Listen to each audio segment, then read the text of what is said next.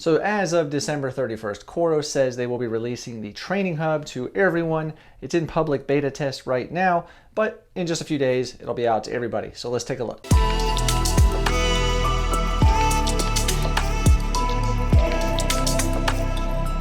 Currently, most users have to view all of their data on the smartphone currently through the app. However, very soon you'll be able to see it on this web-based platform, which is pretty darn nice, if I do say so myself. It's just very intuitive, easy to use. It's kind of reminiscent of the app. It has that same look to it, that color, the user interface. It's very similar. So if you've been using the app for any time, this will look like second nature to you, and you'll pick it up just like that. And this has been something that many COROS users have wanted for quite a while. A web-based area they can go and actually view their activities, get a little more in-depth, and now it's here. So kudos to COROS for listening to their users, consumers, and releasing firmware updates so frequently, which we love. COROS is on it. All right, so let's dive right into the COROS Training Hub. As you see, this is the main dashboard. This is my data right here. Same thing you would see on the app, just a little more in depth. Right away, you can see it has the marathon level listed of a 72.3, 7-day fatigue trend, 7-day running performance, my recent workouts, what I've done, fatigue status, 7-day workout. And you can scroll on down and see threshold heart rate zones, threshold pace zones, future plans if you have a training plan in your calendar, personal running records and race predictors. It's all right there. Pretty cool. And what I like about this screen here is if you click, like let's just say the 7-day fatigue trend, click this little eye right there. And you can see a lot of in-depth information on how this is computed, what it means, and just learn all about it, which is really cool. And on the left here, you can click on marathon level, 4-week intensity distribution, 7-day training load total, all of this, and just get a lot of great data, which is just awesome to have it right here kind of at your fingertips. One thing to note on this, if you notice here on mine, it says the 7-day running performance. It shows I did not run on Saturday, but that's just because this is like the EvoLab. I actually did run Saturday. I did a trail run. In fact, if you look over here, you can see under my recent workouts, I did a 12-mile trail run. Let's go ahead and click on that, and it will take us to the activity. We can view it more in depth. All right, so this is the training run I did on Saturday with my friend Lee. Right away, you can see this is the pace throughout the run. You can customize this chart if you want to see the power, if you want to see cadence, if you only want to see cadence, if you want to see elevation. It's just, you can pretty much get whatever data you want, which is really cool. And it's a lot easier to see this and kind of, see exactly what the elevation was right here at the top of this peak. Well, it was 1,699 feet. That's awesome. Easier to do that here than on the app. And on the right, we have the satellite view here. You can pinch and zoom on this, at least with my Mac OS I can. You can scroll around, see different areas, which is pretty neat. And on the right, we've got the summary. You can see the 12 miles, the workout time, average pace, heart rate, best mile, all that information, elevation gain, training load. And if we scroll down more, you can see the splits and see, what elevation there was on mile 3, 190 feet. Pretty cool. 72 feet of descent. It's just really neat. You can really get a lot of in-depth information. If you click on it, you can see on the graph, well, that was this segment right here. Well, that was this segment right there. I want to deselect that, and it shows up on the map over here.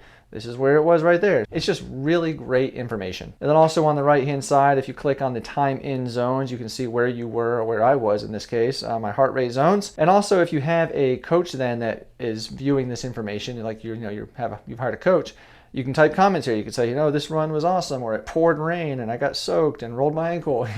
Whatever you want, you can put right there, leave a message. Your coach can see it and communicate with you, which is really nice. All right, so we'll close that out. If we click on the tab here at the top for the EvoLab metrics, and that'll populate my training load management, all of the data here. You can see we've got the base fitness, the load impact, fatigue, how one affects the other, which is really nice. Again, if you click the eye, you can get a lot more information about all of that. My training summary over here over the last 4 weeks. I just came off of an injury. Haven't really been running that much. Here's my total load, the distance. It's all right here at your fingertips. You can select this if I want to just see the run.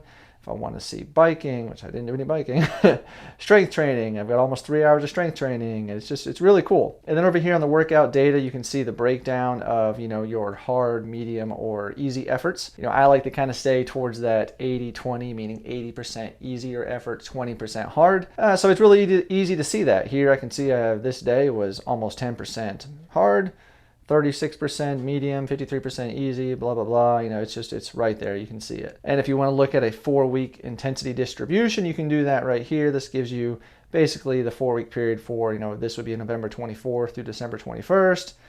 It breaks down the averages, which is really cool. You can look back if you had a specific training block you wanted to get more detail on.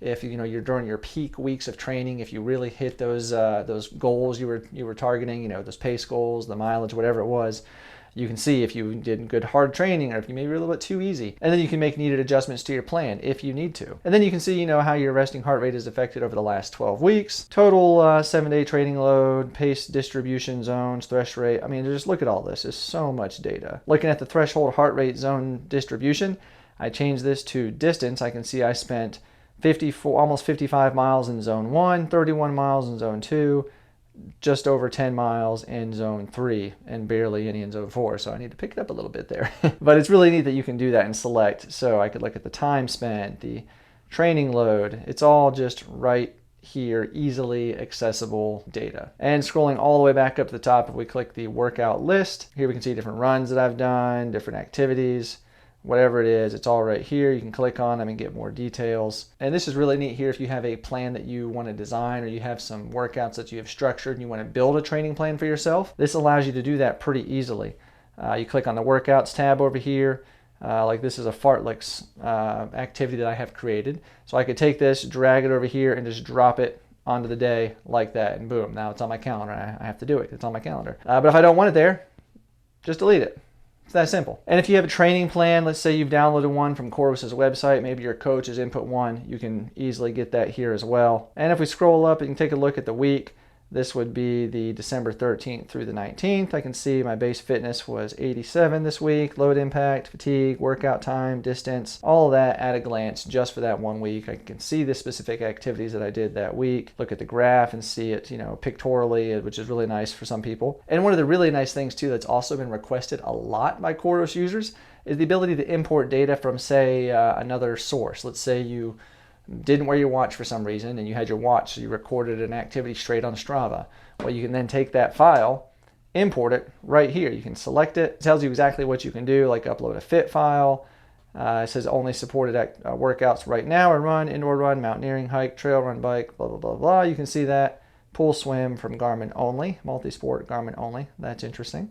Then you just select the file, click upload, and it will actually bring it into your COROS Training Hub, which is really nice because now, let's say you use a Whoop fitness tracker while you're cycling, something like that, and you want to get that in here. Boom. It's that simple. And back on the dashboard tab now, if you want to reorganize this and customize how you want this to look, you can certainly do that. Click the little tab right here. You can reorganize where you want this to show up on your dashboard here. If I want to move that over there, it's done that quick. So it's just so easy to customize it and get exactly how you want to view your specific data. So that's it. That is the COROS Training Hub. It is really nice. I really like the layout of it. It's just so user-friendly. Graphically, it's pleasing to the eye. I really like the colors that they used. It's intuitive. It's really just, I could see anybody coming to this platform and being able to use it without much difficulty at all. It's just really well done. So just kudos to COROS design team for this.